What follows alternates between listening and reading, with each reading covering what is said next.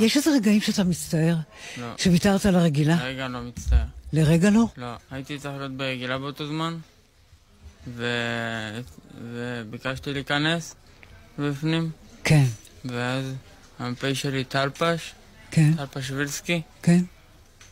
ביקש ממני להיכנס, ואז אמרתי, טוב, אני אעשה את זה. אני ביקשתי ממנו. אין רגע שאתה אומר, אוי, חבל ששכנעתי אותו? לא, אין רגע.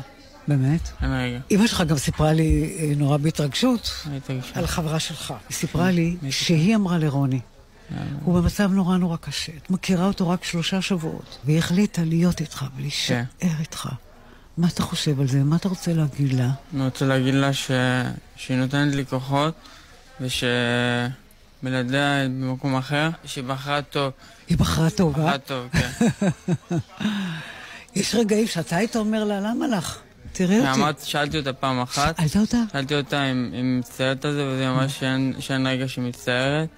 ושהיא עובדת כל דבר בי, והיא לא הייתה משנה כלום. בוא נפגש אותך בעוד שנה, בסדר? אוקיי, עוד שנה כוון. תודה, איתי. אמן שאני אצליח ללכת עליו, ולא עשיתי עד שמאל. בטוח, אתה התחלת מכלום, מאחד שלא יכול כלום, תראה אותך היום, מדהים. אני מדבר כבר ברדיו.